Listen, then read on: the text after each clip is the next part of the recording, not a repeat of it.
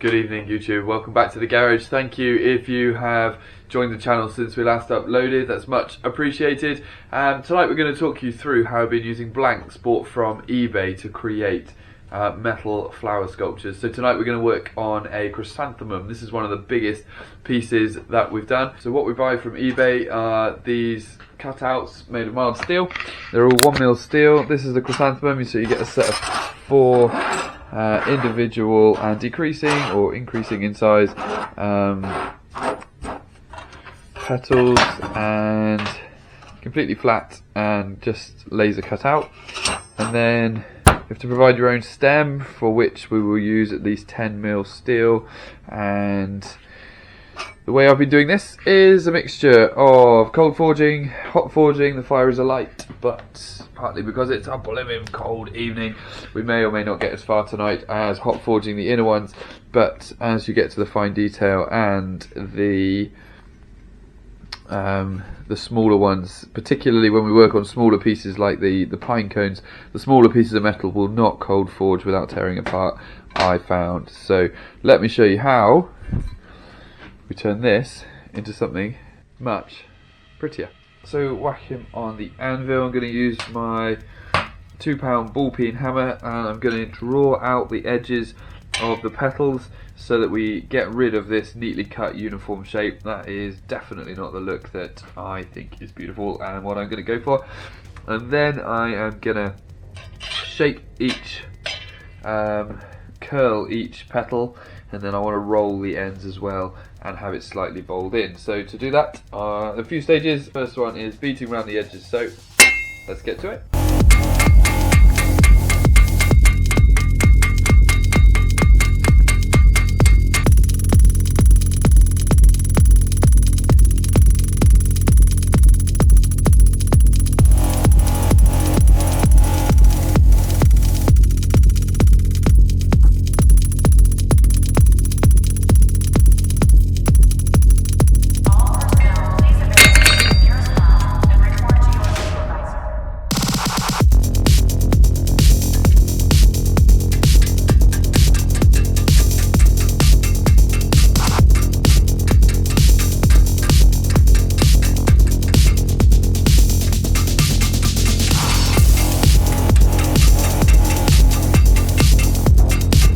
So I'm using the sharper, smaller ball peen hammer just to curl the ends back over so it goes in and up and round.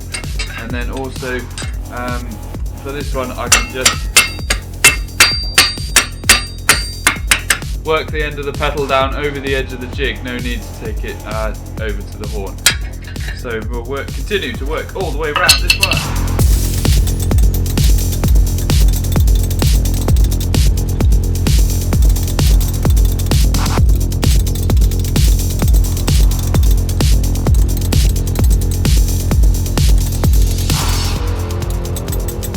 So there we go, this is the first stage of the first set of petals done, and you can see it is starting to transform from a crisp cut, lifeless piece of metal into something that has texture and depth. And I do love the shape that these ball peen hammers leave in the metalwork. On with the next ones. Carry on. Next one, next one, next one. And then the fun bit, putting it all together.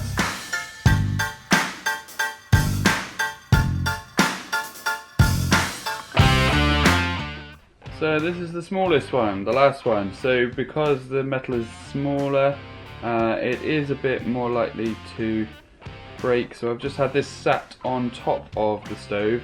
It's not red hot, it is hot. I can feel that coming through the gloves.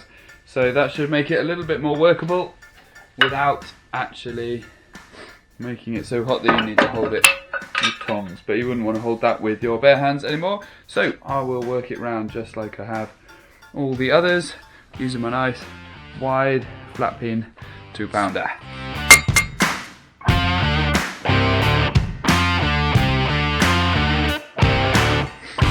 There we go, beginning to curl.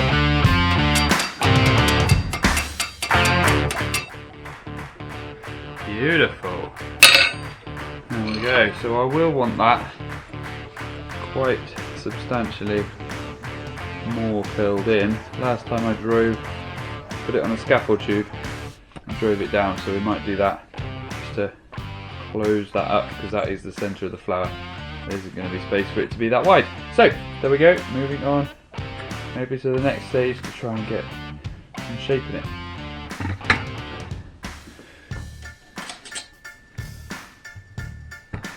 A bit more shaping done, still needed, but really that is just now.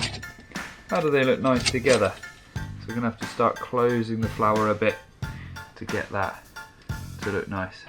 Things are about to get a bit noisier in here. If you've seen the video I did on can you forge metal in a wood burning stove, you will know that the way I heat the metal is with a hairdryer, because clearly I have no other use for a hairdryer other than heating the metal. So we're going to switch that on, get this hot, curl it over, give it some texture, ready for it to be our stem for our plant.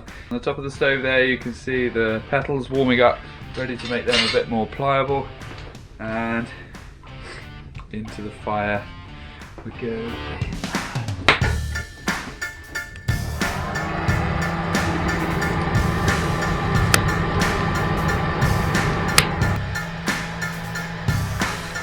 There we go, that's going to carry on heating that up for a minute, and we can start playing around with the petals of our flower, trying to curl those, start to work out how they overlay together and turn them to something that looks alright.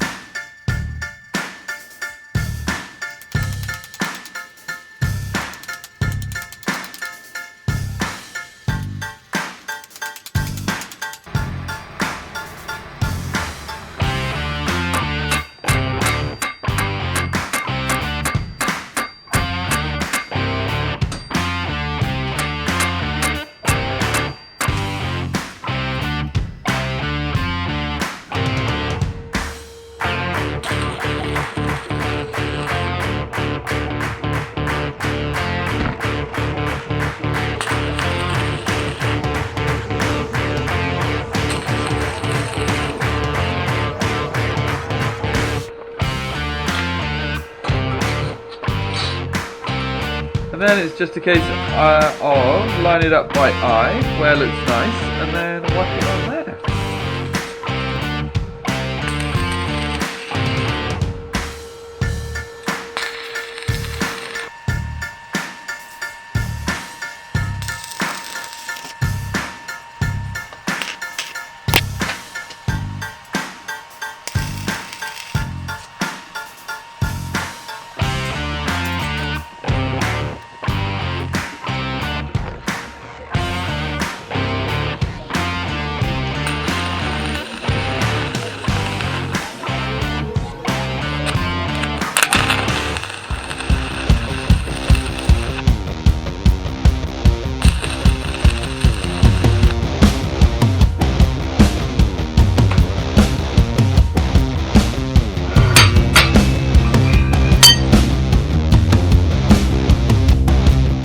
There we go, all the fabrication's done now, just need to oil her up, so we're going to get it nice and hot, stick it on top of the boiler while it's lit and get it nice and warm, and then it'll take the oil a bit better. We're going to use Danish oil, nothing too special.